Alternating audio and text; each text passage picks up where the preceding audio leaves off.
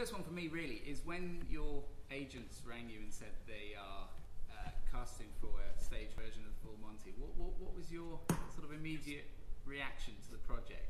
Anyone want to?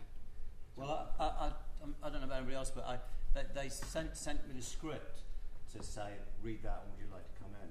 So the choice was, the script was so good that I had to go in and meet for it. I just thought it was such a good script, such a really good theatre piece. You know, it was just, yeah, I had to do it. I live in America now, and every time I go back there, someone comes and says, you're going to come back to the UK. And David, our producer, came out, and this never happens, by the way. This is a complete fluke and a gift. Took me out for dinner. He said, listen, I want to bring you back to the UK. I went, oh, okay. So I want to put you on stage. I went, all right, brilliant. He said, it's the Full Monty. I went, yes. He said, well, I haven't told you about it yet. I went, well, it's the Full Monty. I'm from Barnsley. It's kind of national heritage in our house. I said, yeah. He went, oh, do you need to know? I went, no, that's it. I'm in. I'm done it. And so then I said, oh, do I get naked? He went, yes. I went, oh, okay. So you've said yes now. That's it. I went, oh, okay, all right. Yes, mine was not quite as glamorous as Kenny's. They asked me to do it, and I said no.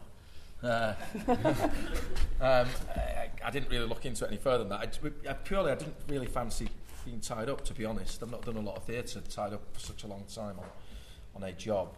And then I came and met Daniel Evans, the amazing Daniel Evans, our director, Simon Borfoy, the writer, and the bosses. And they taught me around fairly quickly, because it is an amazing script, and to be part of it, thank God I said yes. But to be honest, they didn't ask me for my acting skills, they just knew I'd get naked. So that was where the offer came from. But I'm glad I said yes. There was also a different process as well, that when they had the first reading of it was draft 3 or 5, I think. And we all sat actually, nearly 2.5 years ago, we were in the Albury Bar upstairs. And that was the very first reading of it. To see how it worked. This is now draft 33. So you can imagine the difference between those 2 years have taken and how many times it's been. I think it was published at draft 18 when we were in Sheffield. And they published it then, so even compared to that now, it's very, very different. So we've all had different audition processes as such. I think Kenny, Caroline, myself, Roger and Simon were at that very, very first read-through we had of draft 3. And we're still here on draft 33. Yeah, it's really lovely to have that full circle as well, isn't it? Yeah, it was lovely. Because the process was so good. Simon Beaufoy was in rehearsals for a couple of weeks, and as things were developing, he was rewriting on the hoof. And even towards coming into town, there was quite substantial changes. So there are fans of the show who saw it in Sheffield, of course they own it, and they come back to see it again and again. And it has changed quite substantially from the very beginning. It's been a great creative process. And of course it opened in Sheffield where the story is so rooted in Sheffield. I can only imagine the reaction there must have been absolutely But it's the final character, really, or it's the first character, really, that you see is Sheffield. And we just mingle in between it, really. But it's the main character, I think, Sheffield, We had so much love from Sheffield as well. It was so amazing to be lovely. there. Just in shops and cafes and everywhere you went, because it's their story, so it was really... I think and everyone says, oh, is there a pressure doing this because of the success of the film? And, Robert Carlyle was amazing, and Tom Wilkinson, everyone's amazing. And you go, yeah, there is. But actually the bigger pressure for us was being in Sheffield, and all the men, all the real steel workers whose story we're telling, and the women of the play, the wives of the steel workers, they were coming to see their story. So there was and Daniel really kind of beat this into us, that we had to protect the characters and honour their story, and never kind of mock it and do that. So actually that was more nerve-wracking when you had an auditorium full of blokes going, all right, yeah, that's my story, that, don't book it up. So there's a real that was more nerve-wracking than actually being compared to the film, I think. The best compliment I've ever had during this whole journey is in one of the opening weeks in Sheffield, and there was a bloke came up to me in the bar at the theatre, and he stood in front of me and he just put his hand on my shoulder like that and clapped my shoulder and burst into tears and walked away. And his wife came up to me afterwards and he said, that was his life that you've just shown him on stage, and he's never seen anybody do it before.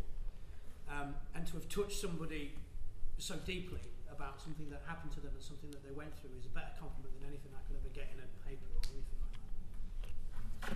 Yeah, it's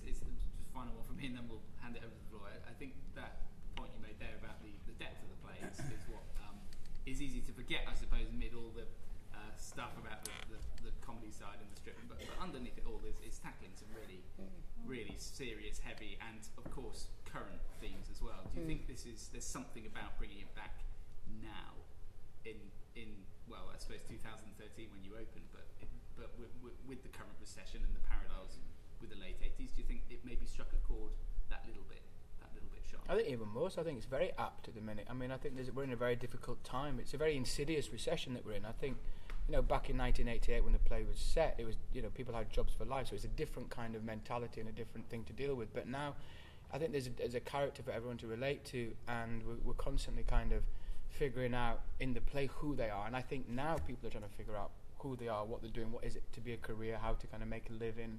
So there's everything kind of in this play that can be out there now. I mean, Simon talks about that a lot in the whole stripping thing. He says that the whole stripping thing is a Trojan horse. That people go, oh yeah, 6 lads get the kit off and they get naked. He says, but that's kind of gets people in. But the themes that he wanted to talk about, is suicide. There's kind of what it is to be a father, what it is to be a wife dealing with somebody who's depressed, and he kind of all these different issues that are in the play. I still think are very current now. And also, which is not often talked about, is but men getting naked in an era where we're all judging each other because of our physicality. Somebody said to me, "Oh, did you not work out? Do you not feel like you had to get buff?" And actually, you go, "Well, you can't do that. You want to do that because your own kind of ego as an actor, your narcissism says, oh, I need to look good and look like a six-pack." But you're not honouring the characters. And a lot of people go, you're not in shape, are you? And I go, no, I'm not supposed to be. But that's so difficult to come to terms with. You do it every night live, and people go, oh, you've got a bit of a belly, haven't you? I'm like, yeah, as they would. But in this day and age, it's something that I forget, because women have had to put up for years being judged because of how they look, and all of a sudden being a bloke being judged, you're like, oh bloody hell. We were very dedicated on going for a pint. Method. Over to the floor. Do raise your hand if you've got something you'd like to put. Oh, this is the standoff. Sure.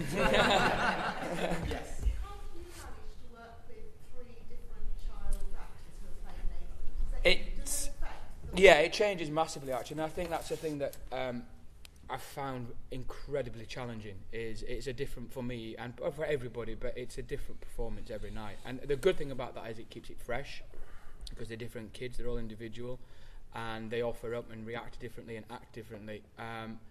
But it is, you don't quite get into the same groove as you probably would do if you were doing it with the same company every single night. So it is different because you kind of, it's almost like falling off a beam sometimes. You go, oh yeah, we've got a different kid. I mean, like we've got 2 boys who are tiny.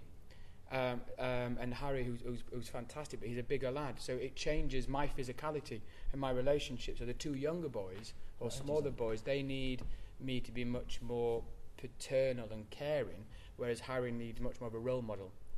So the kind of dynamic changes quite a lot. So it's easier now, but you do have to get your head around that. I would challenge you to find a company of actors anywhere in the country in this moment in time who are better at handling an audience than us. Because I think it was Bristol. I don't know how many of you were in the audience tonight. I presume quite a lot of you, but you were a really, really quiet audience tonight. It might not have felt like you were being quiet, but we had one night in Bristol, I think on a Friday night, where they had to have security guards in the auditorium. And we get hen pies, and we get 40 nurses turn up, and we get, and it's been some of the experiences we've had on the road last year have been quite horrific. Well, there was a fight in the stalls in Sheffield between Bristol, that was 2 hen parties during the first act. There's a couple of fights here actually already, and it's kind of been a very strange thing because it is such an iconic film and so many people know it. It's attracting an audience that don't always go to the theatre.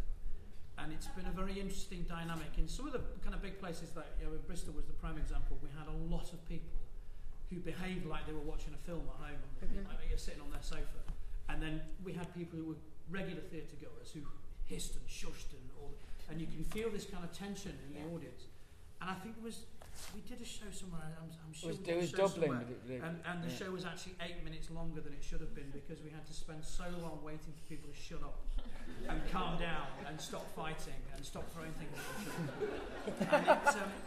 And it's kind of a weird one. In some senses, the audiences that we've had in London have been much more of a normal, regular theatre-going audience. And in a funny way, it kind of almost loses something because it loses that rawness. But I had, when we were in Cardiff, just before we came into town, I had a friend who lives in Cardiff who came to see the show at the New Theatre in Cardiff, and she's 45 and she'd never been to the New Theatre before, and she only came because I was in the show. And while she was there, she said, "Oh great, this is on and that, and we'll come and see this and we'll come and that." So it's kind of been a real privilege as we're doing this show to kind of introduce new people into theatre.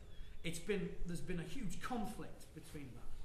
Because people have misbehaved and not behaved in the right way and everything. But it's been, as an actor, and I do a lot of theatre, I've never worked on a job like this where you have had to be so good at waiting for people to shut up before you can move on. And I think that's a skill we've all had to learn as we've gone through this job, because the opening weeks in Sheffield, it was like you'd been thrown into the Colosseum with a lion. Yeah. My friend likened it to Jeremy Kyle's Green Room. Well,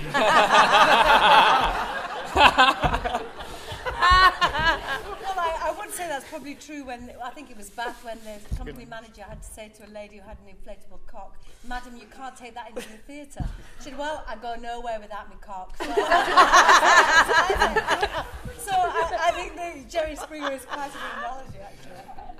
We also, the Margaret Thatcher head, that used to be on a big plinth, and it would wheel on. There was a hole in the back, and at the end of each tour, each week, we'd count how many knickers were in there that were thrown on stage. It was ridiculous. At the end, people would throw knickers on. So at the end, we'd empty it out before we went to the next one, and it was a case of, where have we done best?